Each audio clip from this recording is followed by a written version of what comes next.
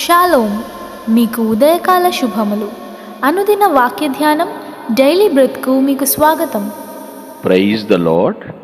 ఈ దినము కొరకు సిద్ధపరచబడిన దేవుని వాక్యము సామెతల గ్రంథము 8వ అధ్యాయము 21వ వచనం. నన్ను ప్రేమించు వారిని ఆస్తికర్తలుగా చేయుదును, వారి నిధులను నింపుదును.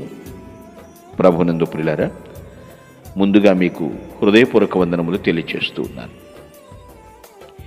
ఎవరు దేవుణ్ణి ప్రేమిస్తున్నారు? ఎవరికి ఆస్తి కావాలి? ఎవరి ధనాగారాలు నింపబడాలి అని ప్రశ్నించుకుంటే 100కి 75% ప్రేమించటం అనేది పక్కన పెడితే ఆస్తి నిధులు అనేటి వెంపర్లాడేవారు చాలామంది ఉన్నారు. నేను వారిని నిందిస్తున్నానని మాట కాదు, కానీ నిజమైన ఆస్తి, నిజంగా నిధుల నింపుదల అనేది ఆలోచించే వారికి అర్థమవుతుంది. నన్ను ప్రేమించు వారిని, ఈ మాట అర్థం చేసుకోండి. ఈ నన్ను ప్లేస్లో దేవుడు అనొచ్చు, దైవ జ్ఞానం అని కూడా అనొచ్చు. ఈ లోక జ్ఞానంతో చాలా సమకూర్చుకోవచ్చండి, కానీ అది శాశ్వతం కాదని ఇట్టే చెప్పొచ్చు.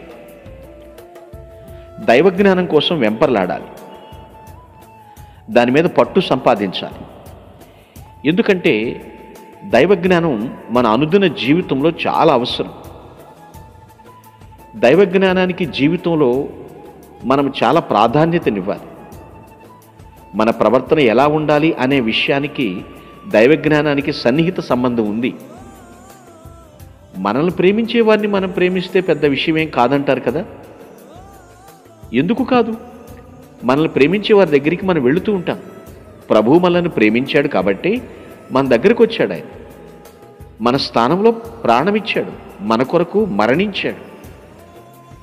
జ్ఞానం కూడా అంతే, దైవ జ్ఞానం కూడా అంతే. దైవ జ్ఞానాన్ని ఎందరు ప్రేమిస్తారో వారి దగ్గరికి దైవ జ్ఞానం అంతగా వచ్చి చేరుతుంది. దైవ జ్ఞానం ఇహలోక సంపదనిస్తుంది, పరలోక సంపదను కూడా సమకూరుస్తుంది. అందుకే నన్ను ప్రేమించు వారిని ఆస్తికర్తలుగా చేస్తాను. నువ్వు నిజంగా దేవుని ప్రేమిస్తున్నావా? నిజంగా దేవుని ప్రేమిస్తే దేవుని విడిచి ఉండలేవు కదా. దేవుణ్ణి ప్రేమించిన వారికి ఆస్తికర్తలు. ధనం కూడబెట్టుకుంటారు, ప్రశస్తమైనటువంటి సంపద వారి సొత్తు అవుతుంది. నిజమైనటువంటి దైవ జ్ఞానం ఉంటే వాళ్ళు పరలోకంలో ధనం కూడబెట్టుకుంటారండి. ఇక్కడ కాదు, ఇక్కడ ఖర్చు అవుతుంది. దైవరాజ్య నిర్మాణం కొరకు ఖర్చు అయిపోతూ ఉంటుంది. కానీ నిజంగా కూడబెట్టుకునేది పరమందే. పరమందు ఆస్తికి కర్త, ఆయనతో సింహాసనాన్ని పంచుకునుట. ఈ భూలోకంలో ఆధ్యాత్మిక నిధులు నింపబడాలి. కోశాగారాలైనా ధనాగారాలైనా ఆధ్యాత్మికతతో నింపబడాలి. దేవుణ్ణి ప్రేమించడం అలవాటు చేసుకుందాం. నాకు ఇన్ని ఎసెట్స్ ఉన్నాయి, ఇంత స్థిరాస్తులు ఉన్నాయని చెప్పటం కాదు. దేవుడు నిన్ను బ్లెస్ చేస్తే సంతోషమే. అదే సమస్తం అనుకుంటే ఎట్లా? దేవుడు మనకు ఆయుష్కాలం ఇచ్చింది. ఆనందంగా ఆయన్ని ఆరాధించటం మాత్రమే కాదు, ఆయన కొరకు ఆత్మలను సంపాదించుట కూడా. అగ్నిగుండపు అంచును ఉన్న కొందరనన్నా లాగటానికి ప్రయత్నించాలి. మనం కూడబెట్టుకున్నటువంటి నిధి, దాని కొరకు ఖర్చు చేయాలి. నిజమైన ఆస్తికి కర్తలుగా దేవుడు చేస్తాడు. నిజముగా దేవుణ్ణి ప్రేమిస్తున్నవారు, నిజముగా నీ మాట ఎందుకు పలుకుతున్నానో తెలుసా? ప్రభు అన్నాడు, నన్ను ఆరాధించేవారు హృదయపూర్వకంగా అన్నాడు, బుద్ధిపూర్వకంగా, మనఃపూర్వకంగా అనే మాట మాట్లాడారు. ప్రేమిద్దాం దేవుణ్ణి. దేవుని ప్రేమిస్తే దేవుని హృదయ వాంఛ ఏంటో అర్థమవుతుంది.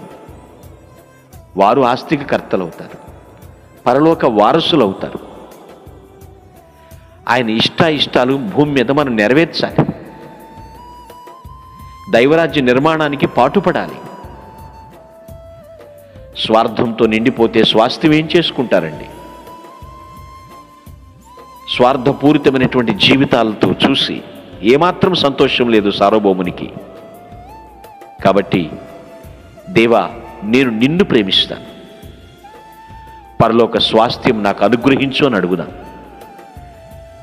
ఆధ్యాత్మికతతో నా నిధులు నింపండి, నీ ద్వారా నేను కిరీటం ధరింప చేసుకుంటాను అని ఈ క్షణమే తీర్మానించుకుందుముగాక. మీ కొరకు ప్రార్థించుటకు మేమెల్లప్పుడూ సిద్ధం. Praise the lord. ప్రభు నామమున మీ అందరికీ వందనములు. ఈ మా సందేశముల ద్వారా మీరు ఆశీర్వదింపబడినట్లయితే మీ తోటి వారికి షేర్ చేసి దేవుని రాజ్య సువార్తలో మీరు కూడా పాలుభాగస్తులు కావాలని ఆశిస్తున్నాం. మొదటిసారిగా ఈ ఛానల్ను చూస్తున్నట్లయితే మా ఛానల్ను సబ్స్క్రైబ్ చేయండి. వీడియోలు నోటిఫికేషన్ రూపంలో పొందుటకు బెల్ బటన్ని ప్రెస్ చేయండి. God bless you.